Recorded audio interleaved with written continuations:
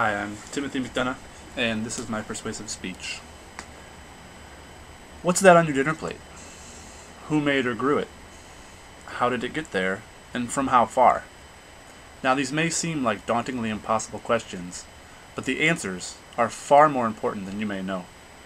Knowing or finding out the answers will inevitably affect you and your family's health, the environment, and your local economy. If you give me just 6 minutes of your time, I'll give you 3 reasons to buy locally and 3 simple things that you can do to make a change for the greater good. Let's start with the impact that's, pun intended, closest to home, with you and your family's health. Local foods are fresher. They travel less distance, meaning less time is spent from the farm to the market or plate. And by adopting a seasonal diet, you can eat fresh local fruits and vegetables when they are at their best tasting, highest vitamin content, and they're least expensive. Another good point is local foods come from people and family farms, not faceless corporate farms of unknown origin. I'm not going to go into detail, but you should really look into the unhealthy food factories that produce a large portion of our manufactured foods. Unknown origin is a huge issue, especially when it comes to contamination breakouts, because corporate food producers can usually only reduce the source to one of several farms or facilities. If that were to happen on a local scale, there'd be no problem tracing back the food source, as it was most likely only 1 or 2 steps. When buying local food, you can choose the farms that use healthy, environmentally sound methods, such as sustainable practices, and farms that avoid chemicals, pesticides, hormones, antibiotics, or GMOs. Another health benefit, and I'll get into this more later, is air quality. Regardless of your impressions and or understandings of climate change and our effect on it, I think we can all agree that clean air is something to try and maintain. The average carrot travels 1,838 miles to reach your dinner plate. And obviously, the further something travels to get somewhere, the more natural resources, fuel are used up. Therefore, the more greenhouse gas emissions are created. Here's a tip. What form of transportation is guaranteed to not create any emissions? You and a basket full of veggies from your backyard. You can't get any more local than growing your own food. A good way into gardening is to start small and expand a little each year up to what you can handle. You'll love the benefits. Another health advantage to local foods is it's more likely to be whole. What I mean by whole is it's not processed down into some form or reflection of itself, and whole foods have been shown to be good for the body and in all kinds of areas over processed foods. A second item I want to bring to your attention is the food industry's effect on the environment. We all live here, and let's do our best to make it livable. One huge effect shopping locally does is reduce the amount of packaging.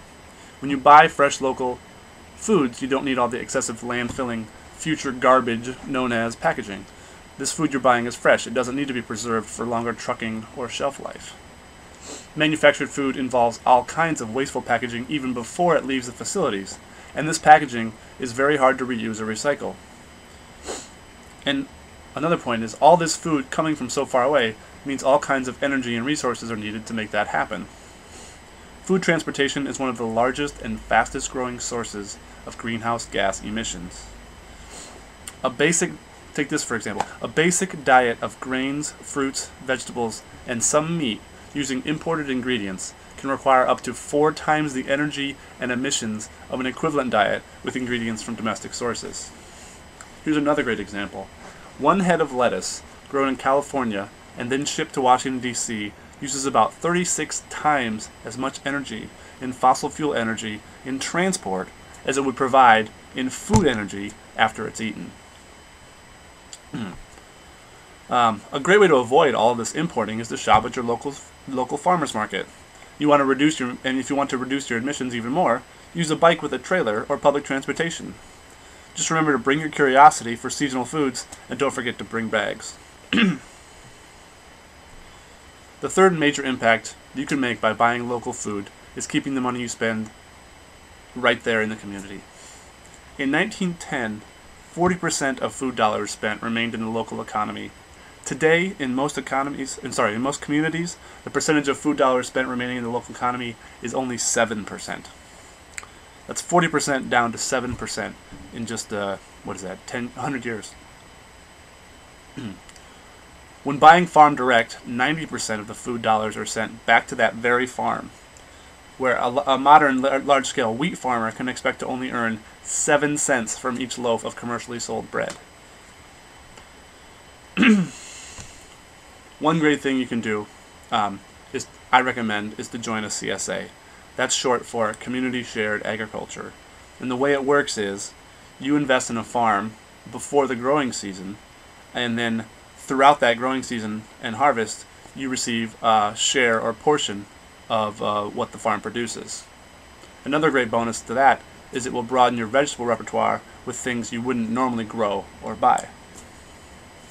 So in conclusion, I hope, if not before, by now you realize that your diet and choices affect a lot more than your hunger, and by making a few small changes, you can improve your health, the environment we all need to live in, and your local economy. I don't think of it as a choice anymore, but take it on as a responsibility. Try it. It feels good.